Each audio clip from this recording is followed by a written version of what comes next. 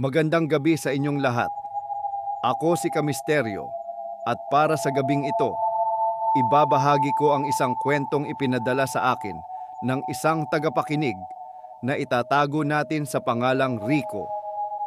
Nangyari ito noong nagtatrabaho pa siya bilang isang night shift supervisor sa isang lumang warehouse sa Cavite. Sabi ni Rico, sanay na siya sa katahimikan ng gabi. Pero iba ang gabing iyon, 2:00 na ng madaling araw, mag-isa na lang si Rico sa opisina para tapusin ang inventory reports. Ang tanging maririnig mo lang ay ang ugong ng lumang aircon at ang tunog ng keyboard niya, hanggang sa narinig niya ang pagbukas ng pinto sa labas, ang main gate ng warehouse. Akala niya, yung guard lang na nag-iikot, kaya hindi na niya pinansin.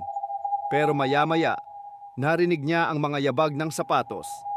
Papalapit sa pinto ng opisina niya. Tumigil ang yabag sa tapat mismo ng pinto.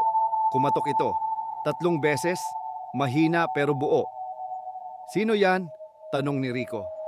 Walang sumagot. Pero dahan-dahang bumukas ang pinto.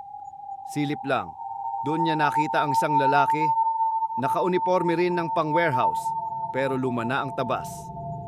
Nakayuko ito, kaya hindi niya maaninag ang mukha. "Sir, tapos na po yung bilang sa Section C," sabi ng lalaki. Paos ang boses, parang galing sa malayo. Nagtaka si Rico. Wala siyang nakaschedule na tauhan sa Section C ng gabing yon. Pero dahil pagod na, tumango na lang siya. "Sige, iwan mo na lang yung logbook sa table sa labas." Dahan-dahang lumingon ang lalaki. At dito, nakinilabutan si Rico. Sa ilalim ng suot nitong sombrero, nakita niya ang mga mata nito, walang puti. Itim na itim, at ang balat niya parang tuyong lupa na nagbibitak-bitak. Ngumiti ang lalaki, pero hanggang tenga ang punit ng bibig nito. "Sige po sir, mauna na ako, malamig na kasi sa ilalim." Kumaripas ng takbo si Rico, palabas ng warehouse. Pagdating niya sa guardhouse, hingal niyang tinanong ang guard kung may pumasok na tauhan. "Sir, kayo lang po ang tao rito simula 10:00, sagot ng guard. Kinabukasan, nalaman ni Rico ang katotohanan. Noong dekada 90, may isang trabahador na naaksidente sa Section C.